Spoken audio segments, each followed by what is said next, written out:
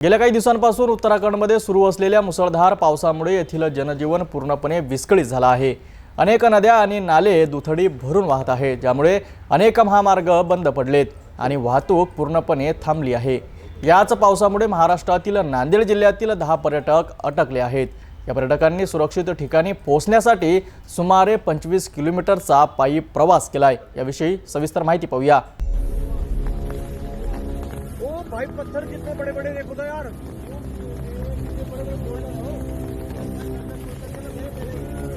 10 quintal क्या है, हजारों कुंटल के हो गए हैं।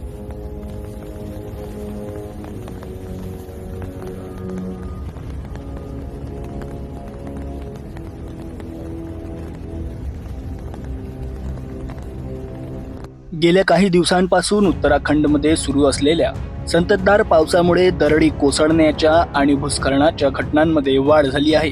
नद्या आणि नाल्यांना पूर आल्याने अनेक ठिकाणी रस्ते पाण्याखाली गेले आहेत, तर काही ठिकाणी रस्ते खचले आहेत। यामुळे बद्रीनाथ, केदारनाथ सारख्या प्रमुख तीर्थक्षेत्रांचे मार्ग बंद झाले आहेत। नांदेड जिल्ह्यातील 10 पर्यटक याच पावसात अडकले आहेत।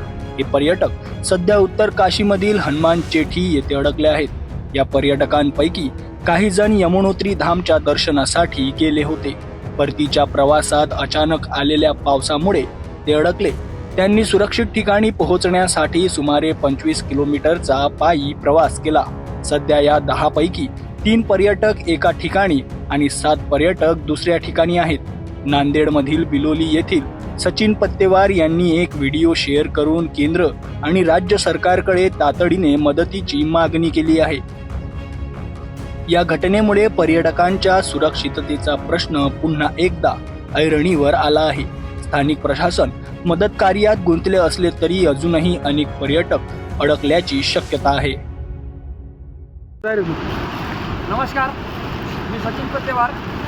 नांदेडहून आलेले आम्ही काही जण घटनास्थळाजवळ आहोत, जिथे तुफान पाऊस सुरू असून सगळ्याच नद्यांना पूर आला आहे। त्यामुळे अनेक रस्ते बंद पडले आहेत।